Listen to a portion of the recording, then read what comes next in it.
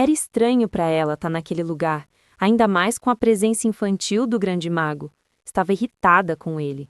Queria saber onde estava e o que ele tinha feito com ela. No entanto, ele apenas queria falar dos sentimentos dele e de como esteve cuidando dela o tempo todo. No entanto, quando viu na bola de cristal dele o envolvimento que ela estava tendo com o guarda-costas, não conseguiu conter a raiva. Sabia que era apenas natural para ele ter ficado com raiva depois de ter visto ela daquela maneira. Por isso, ordenou à imperatriz que usasse um demônio para acabar com aquele vira-lata. Imaginava que se conseguisse tirar aquele guarda-costas arrogante e quando ele já tivesse rasgado em pedaços, ela não teria mais amor por aquele cachorro maldito. Quando falava isso, tocava de leve o queixo de Silvia, o que apenas fazia com que ela ficasse ainda mais irritada. De uma forma agressiva, ela bateu a mão com força para arrancar a mão dele de perto dela. Pedia a ele que não se atrevesse. E quando ele ouviu que ela o odiava e que até mesmo o som de sua voz lhe causava náuseas, ele ficou triste. Achava que as memórias dela aos poucos voltariam por estarem naquele local. Ela pediu a ele que parasse de se fazer de bobo dizendo coisas que apenas ele entendia. Exigiu que ele dissesse exatamente o que estava acontecendo. Perguntou por que ele apareceu do nada e eliminou Lila, e queria ouvir a resposta sincera, já que tinha ouvido a garota mencionar que ele era seu mestre. Mesmo assim, ele apenas tirou a vida dela como se não fosse nada.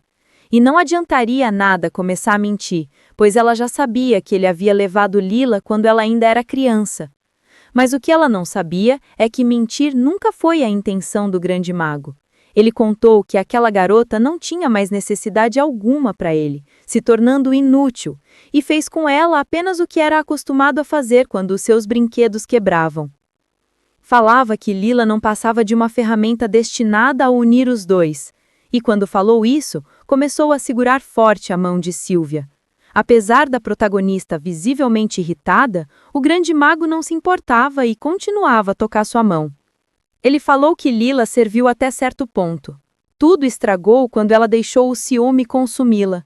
Achava que todos os humanos naquele mundo eram um bando de tolos.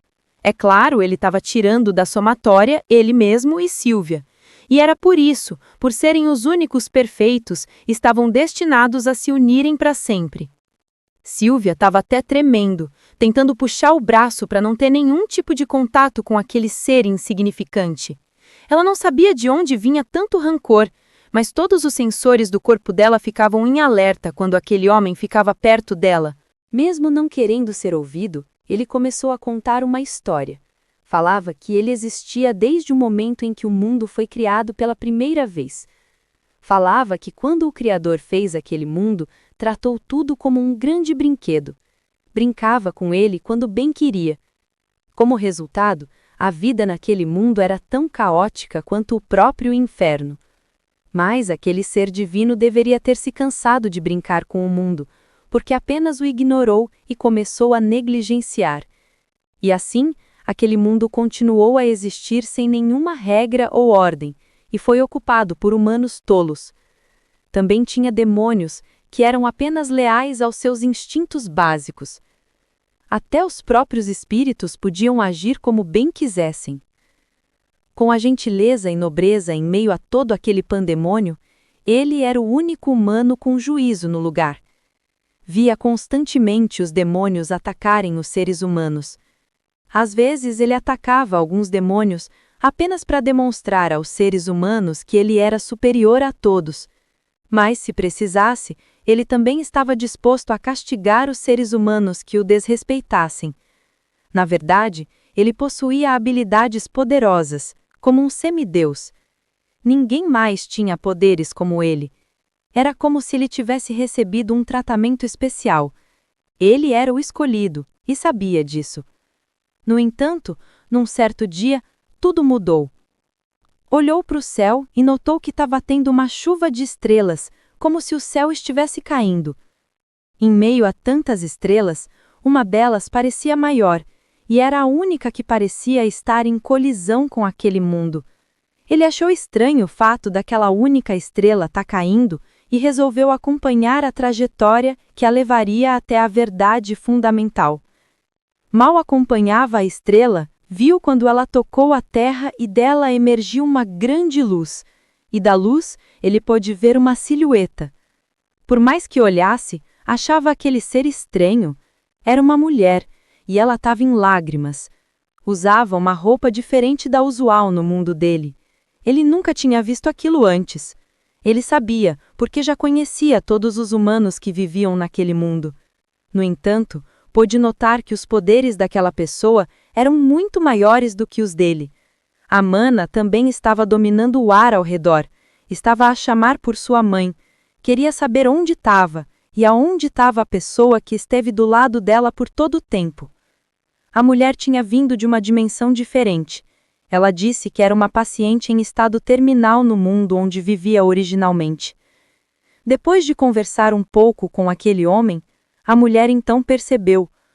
Ela achava que tinha morrido e ficou com uma dúvida. Já que esse era o caso, queria saber se ele era o céu ou o inferno. O grande mago achou estranho. Dizia que para aquela pergunta a resposta era nenhum e nem outro. No entanto, parecia que não adiantava nada que dissesse. A mulher já tinha seus próprios pensamentos. Falava que, pela aparência dele, só poderia estar no céu, já que ele tinha uma aparência angelical.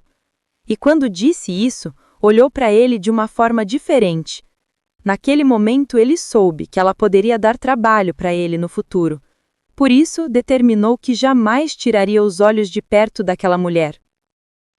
Porém, a história que o grande mago estava contando estava entediosa e muito longa. Por isso, Silvia ficou irritada. Pedia a ele que parasse de falar sobre pessoas aleatórias. Queria apenas que ele dissesse a verdade, por que a havia sequestrado e o que pretendia fazer com ela, afinal.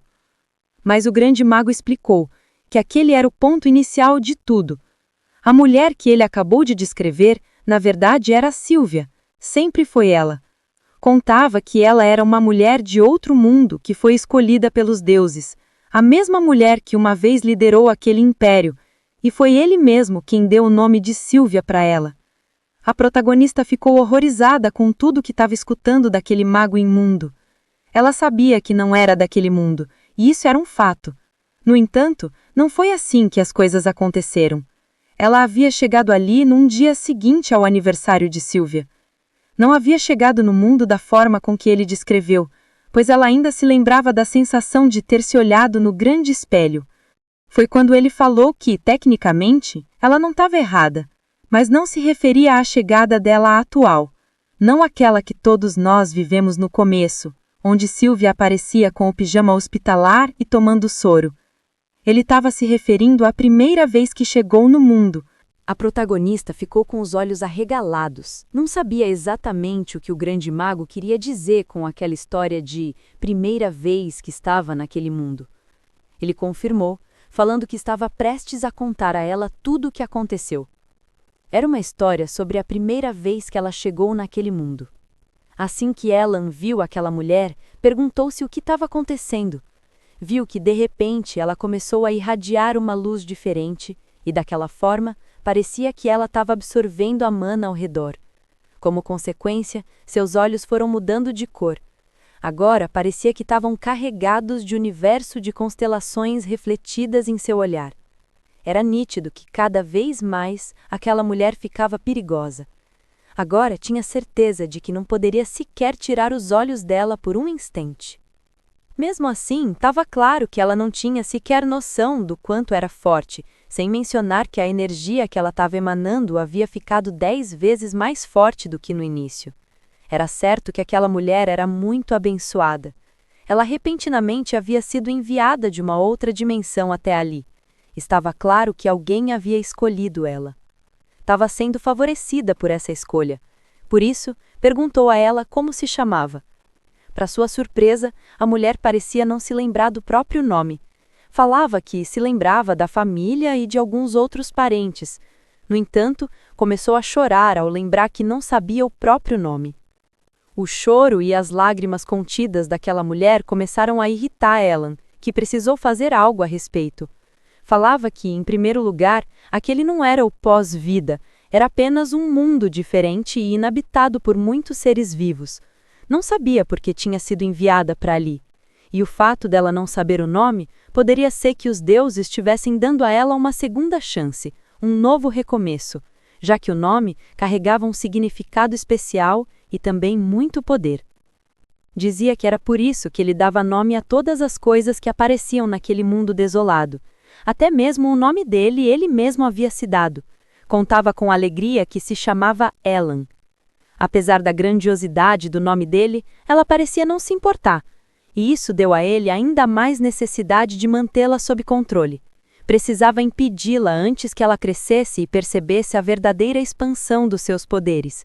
Precisava marcá-la, como fazia com os animais.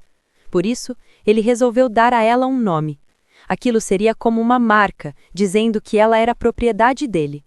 Mesmo assim, escolheu um nome bonito, no qual, quando a ela se referisse, pudesse sentir como ele era perfeito. Por isso, chamou-a de Sílvia. Falava que a partir daquele momento, ela seria chamada apenas de Sílvia, e a ajudá-la a se adaptar àquele novo mundo. Contava para a protagonista que, no começo, ela ficava repetindo o próprio nome várias vezes e parecia que aos poucos tomou gosto por ele. Se lembrava dela olhando para ele com grande ternura e dizendo que gostou do nome. Ela inclusive agradeceu. Passado um tempo, Sílvia tinha se acostumado com aquele mundo e com os humanos que habitavam nele. Ela sabia que, para evitar os demônios, alguns humanos costumavam ficar ao redor de fogueiras. Eles até revezavam em turnos para que o fogo não apagasse. E pensando nisso, e para ajudar os humanos, ela criou um dispositivo. Era uma lanterna mágica.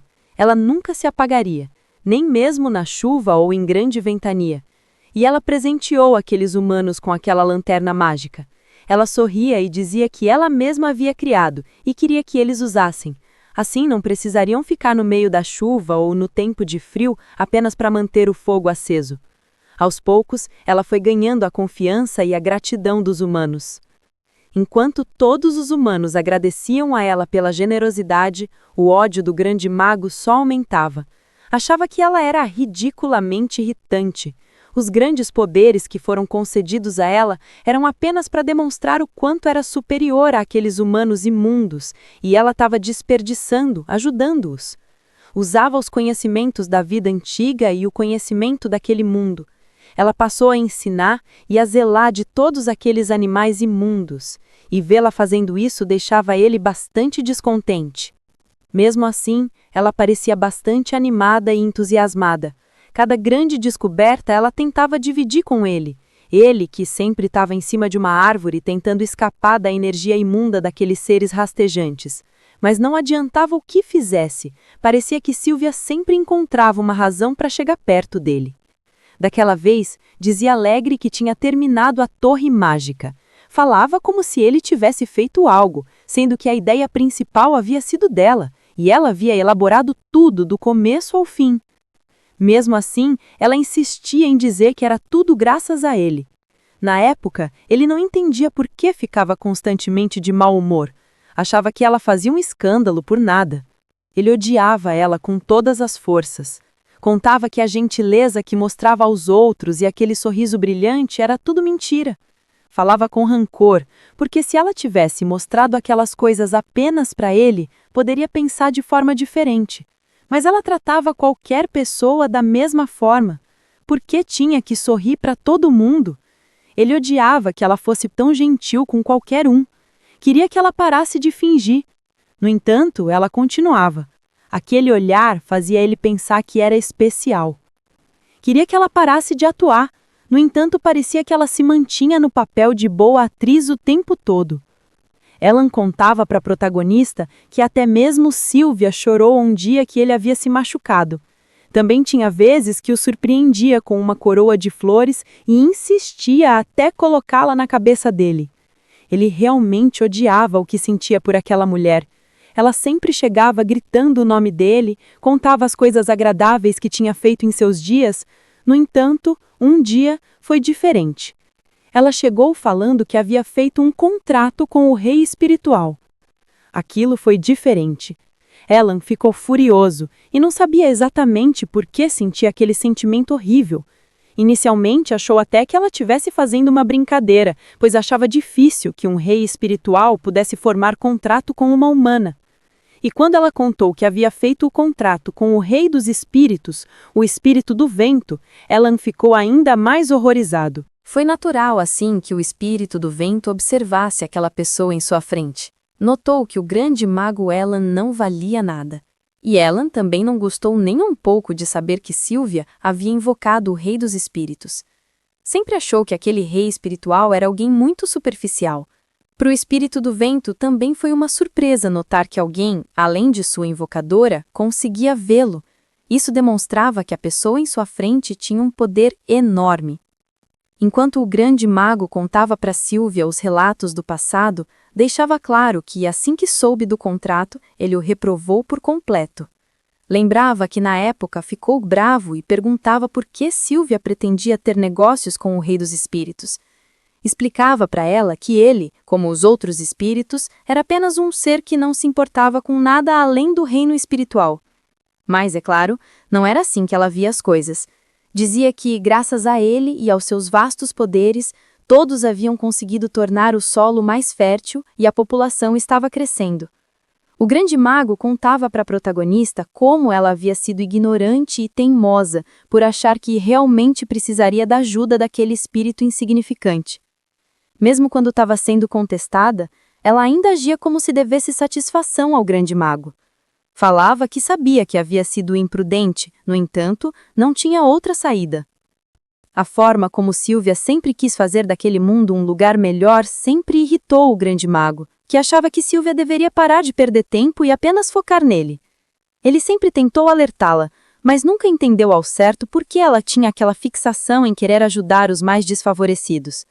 Para o grande mago, aquilo era apenas uma grande perda de tempo, tanto dela quanto dele. Achava que era porque ela tinha tempo e energia de sobra em suas mãos, mas ele não conseguia entender. As palavras do grande mago sempre deixavam Sylvia desanimada. Ela não conseguia raciocinar da mesma forma que ele, e isso sempre foi evidente.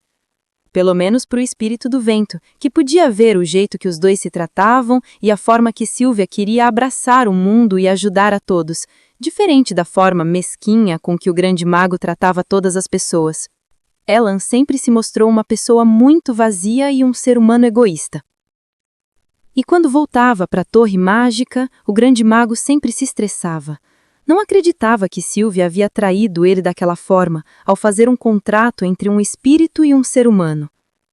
Ele sabia muito bem que a única forma de um espírito evocado servir era apenas para ser usado e ter sua energia drenada por seres humanos fortes como ele e Sylvia.